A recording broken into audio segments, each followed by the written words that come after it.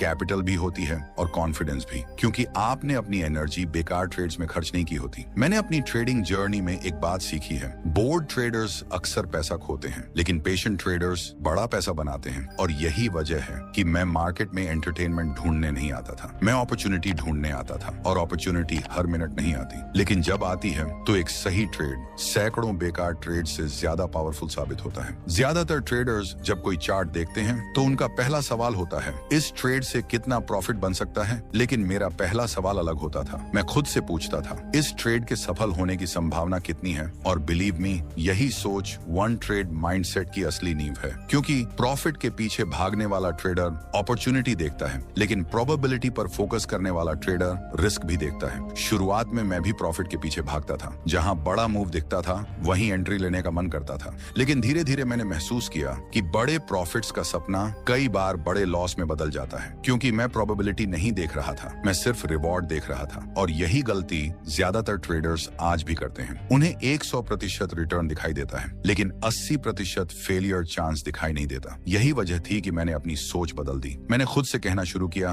Profit बाद में देखेंगे, पहले ये देखो कि सेटअप कितना मजबूत है। अगर ट्रेंड मेरे पक्ष में है, वॉल्यूम सपोर्ट कर रहा है, मार्केट स्ट्रक्चर साफ है और रिस्क मैनेज किया जा सकता है, तभी मैं ट्रेड के बारे में सोचता था। क्योंकि मुझे पता था एक high probability trade 10 exciting trade से ज्यादा मूल्यवान है। याद रखिए, मार्केट में पैसा प्रेडिक्शन से नहीं बनता, प्रोबेबिलिटी से बनता है। कोई भी ट्रेडर फ्यूचर नहीं जानता, न मैं, न आप, न दुनिया का कोई लेजेंडरी ट्रेडर, लेकिन हम प्रोबेबिलिटी के पक्ष में खड़े हो सकते हैं। और यही प्रोफेशनल ट्रेडिंग है। मैं कभी ये नहीं सोचता था ये ट्रेड जरूर चलेगा। मैं सोचता था अगर ये सेटअप मेरे पक्ष में है तो मैं रिस्क लेने को तैयार हूँ। और शायद यही वन ट्रेड माइंडसेट का सबसे बड़ा सीक्रेट है। आपको सही होने की जरूरत नहीं है, आपको सिर्फ हाई प्रोबेबिलिटी साइड पर खड़े होने की जरूरत है। क्योंकि लंबे समय में एक ट्रेडर को अमीर उसके प्रेडिक्शंस नहीं बनाते, उसके प्रोबेबिलिटीज बनाते हैं। और जब आपका फोकस प्रॉफिट से हटकर प्रोबेबिलिटी पर आ जाता है, तब ट्रेडिंग गैम्बलिंग नहीं रहती, वो एक प्रोफेशनल बिजनेस बन जाती है। और यही सोच मुझे हर ट्रेड में नहीं, सिर्फ सही ट्रेड में पैसा लगाने की ताकत देती थी। क्योंकि आखिर में एक हाई प्रोबेबिलिटी ट्रेड